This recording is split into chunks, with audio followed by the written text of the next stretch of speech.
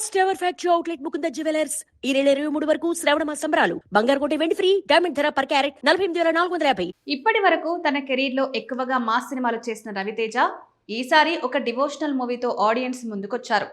ఆయన ప్రధాన పాత్రలో తెరకెక్కిన లేటెస్ట్ డివోషనల్ మూవీ ఇరుముడి.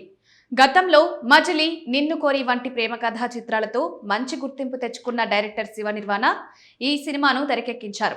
మైత్రి మూవీ మేకర్స్ బ్యానర్ పై నవీన్ ఎర్నేని, వై రవిశంకర్ భారీ బడ్జెట్ తో అత్యంత ప్రతిష్టాత్మకంగా ఈ సినిమాను నిర్మించారు. రవితేజ సరసన ప్రియా భవానీ శంకర్ హీరోయిన్ గా నటించింది. టీజర్స్, సాంగ్, ట్రైలర్ తోనే పాజిటివ్ వైబ్ క్రియేట్ చేసిన ఇరుముడి సినిమా శుక్రవారం ప్రేక్షకుల ముందుకొచ్చింది. మొదటి షోతోనే సూపర్ హిట్ టాక్ తెచ్చుకుంది. ప్రజెంట్ సినిమా ట్రెండ్ అయిన సస్పెన్స్ థ్రిల్లర్ స్టోరీకి డివోషనల్ టచ్ ఇచ్చి ఈ సినిమాను తెరకెక్కించాడు శివ నిర్వాణ. అందుకు తగ్గట్టే థియేటర్లో ఈ సినిమాకు మంచి రెస్పాన్స్ వస్తోంది. రవితేజకు గ్రేట్ కంబ్యాక్ వచ్చినట్టేనని అభిమానులు తెగ సంబరపడిపోతున్నారు.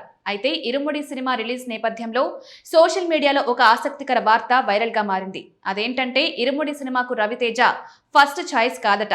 ఆయన కంటే ముందు మరో హీరోను ఈ మూవీకి సంప్రదించారట మేకర్స్. అయితే ఆ హీరో పెద్దగా ఆసక్తి చూపించకపోవడంతో రవణ్ణను తీసుకున్నారట. దర్శకుడు శివ నిర్వాణ ఇరుముడి కథను మొదట నాగచైతన్యకు వినిపించారట.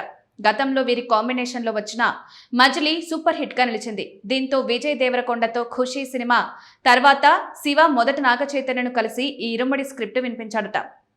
అతనికి కూడా ఈ కథ తెగ నచ్చేసిందట. అయితే అప్పటికే నాగ చైతన్య ఇతర సినిమాలతో ఫుల్ బిజీగా ఉన్నాడట.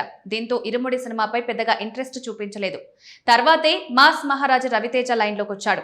ఇందులో నిజమెంతుందో తెలియదు కానీ ఇరుముడి రిలీజ్ నేపథ్యంలో ఇప్పుడు ఈ విషయం నెట్టింట బాగా వైరల్ అవుతోంది. నాగ చైతన్య మంచి ఛాన్స్ మిస్ చేసుకున్నాడేమోనని చాలా మంది సినీ అభిమానులు అభిప్రాయపడుతున్నారు.